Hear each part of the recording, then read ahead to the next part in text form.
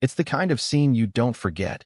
Two little girls, barefoot in the middle of a quiet country road, clutching each other's hands like the only thing keeping them upright. Dresses streaked with mud and blood, hair tangled in the wind. And just beyond the ditch, their mother, sprawled in the grass, barely breathing, one sandal gone. Her life slipping away with the last light of the day. Officer Ethan Cole had seen war, he'd seen loss. But this hit him in a place he thought was numb. His canine partner, Shadow, stiffened beside him in the cruiser before he even saw them. "What is it, boy?" Ethan asked, but the answer was already there, standing dead center on the asphalt. "I'm a police officer," he called as he stepped out, hands open, voice steady. The smaller girl whispered, "Please, help Mommy." That's when he saw her, dark hair matted with blood, blouse torn, chest barely rising. Up the road, a dark green pickup crested the hill and vanished. Ethan's voice was sharp in the radio. "Dispatch, Unit 4-2. Female adult, severe head trauma, Highway 12. Suspect vehicle. Dark green pickup, no plates." Shadow stood guard over the girls while Ethan pressed a dressing to their mother's wound. "What's your name?" he asked. "Lily," said the girl in yellow. "She's Sophie. And Mommy's Hannah." "Did they see the driver?" "Yes. Beard, dark skin like someone who worked outside all day, and a hawk tattoo on his neck. He saw their mother and drove away." Ethan felt that slow burn of anger, the one that used to come before firefights overseas. Not this time, he thought. Not on my watch. Detective Mariah Hayes arrived 20 minutes later. Storm gray eyes and a reputation for cutting straight through lies. She'd been chasing a name tied to freight thefts and disappearances, Raymond Holt. That hawk tattoo matched one of Holt's enforcers, Travis Kane. If Kane hit her, it wasn't random, Ethan told her. That's a message. The girls were taken into protective care for the night, clinging to Shadow until the very last second. Ethan drove straight to the hospital, Hannah in critical condition. In the waiting room, Lily leaned against him and whispered, before the truck came, "Mommy got a call." She looked scared. A man said, "We know what you saw." By morning, Shadow was restless. Ethan let him work the roadside again, and the dog led him to a rundown garage. There, in the weeds, was a broken side mirror, and caught in the jagged edge, a strand of Hannah's hair. Fresh tire tracks headed west, toward Holt's private yard. Back at the hospital, something shifted. Maddie Parker, Ethan's 9-year-old neighbor with a gift for pulling smiles out of people, showed up with cookies for the girls. For the first time since the attack, Lily and Sophie laughed. Ethan stood in the doorway and knew exactly why he was chasing Kane, so those girls never had to run again. By late afternoon, they had Kane's burner phone pinging near the river warehouses. The place reeked of diesel and gunpowder. Hidden in a corner, Ethan found 6 stolen license plates, sloppy to leave them behind. Then Mariah called. A witness had heard Holt tell Kane, "We finish it tonight. No loose ends." That night, rain slicked the shipping yard. Holt's SUV and Kane's pickup met between rusted containers. Holt popped open a briefcase full of cash and a black USB drive, Hannah's insurance. Kane reached into his jacket. "Shadow," Ethan hissed. The dog launched, locking his jaws on Kane's gun arm until the weapon clattered away.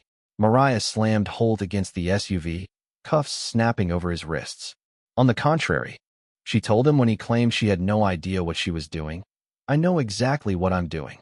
Within minutes, both men were in custody, the USB secure.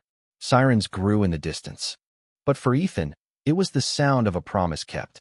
Spring came by the time the trial opened. Holt got life without parole. King got 45 years. Hannah sat between her daughters, stronger now. And when the judge's gavel came down, the tension in her shoulders finally broke. "It's over," she whispered to Ethan. He smiled. "It's just the start." Weeks later, they met at Willowbend Lake for a picnic. The girls played in the sand, tracing a big heart and writing M+D+E+K inside. Hannah asked, "What's this?" Lily grinned, pointing. "Mom, Dan, you, Emily for me and Sophie, and K for K9 Shadow."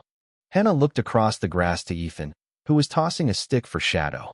For the first time since that awful day, she felt the steady ground of a life not defined by fear. Shadow bounded back, tail wagging, and Ethan's hand brushed hers as he passed. The lake breeze carried the smell of fresh water and new leaves, and for a moment, nothing else existed. Just laughter, sunlight on ripples, and the quiet knowledge that sometimes, against all odds, people keep their promises. And maybe that's the part that sticks with you. That sometimes justice isn't about the courtroom, it's about the moments afterward, when you realize you're safe enough to breathe again. So what do you think? Was this justice served? Or was it just one small victory in a bigger fight? Tell me in the comments. Because I've got a feeling this conversation isn't over. You'd think that was the end, right? The lake, the laughter, the sunlight. But in my world, peace is usually just the quiet before another storm. Because the truth is, Holt might be in prison, Kane might be rotting in a cell, but the kind of people they worked with, they don't exactly dissolve when you cut off the head. They scatter, they hide, and sometimes they crawl out when you least expect it. It started with something small, a phone call that came 2 weeks later. No caller ID, just a static hiss and then a voice I didn't recognize. Calm, too calm. Tell Hannah she didn't see everything. And neither did you. Click. I didn't tell her right away. She'd just started sleeping through the night again. The girls were back in school. And for the first time since the attack, Shadow had stopped sleeping with one ear cocked toward the door. But that call, it sat in my gut like a stone. One evening, I dropped by Hannah's with groceries. Lily and Sophie were at the kitchen table doing homework, the kind of ordinary scene you hold on to because you know how fast it can disappear. Hannah was at the sink, hair pulled back, sleeves rolled up. She caught my eye and said, "You've got that look again." "What look?" I asked, setting the bags down. "The one you get when you're about to tell me something I don't want to hear." So I told her. About the call. About the voice. And how it didn't sound like a bluff. She didn't flinch. Just dried her hands on a towel and leaned against the counter. "Then we deal with it," she said. "No panic, no breakdown, just steel." That night, after the girls were asleep, I took Shadow for a walk down by the waterfront. The air was cool, the river dark except for the glow of street lamps reflecting in ripples.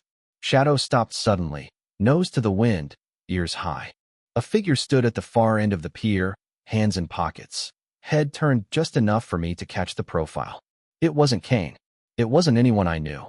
But the second he saw me looking, he stepped back into the dark and was gone.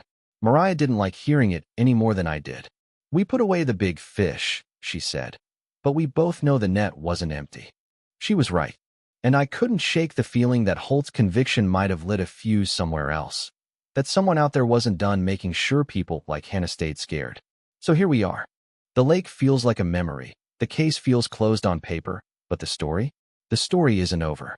And if I've learned anything, it's that sometimes the end of one chapter is just the cliff you're standing on before the next one drops out from under you. What do you think? Is this just a ghost from the past rattling its chains? Or is there another storm about to break?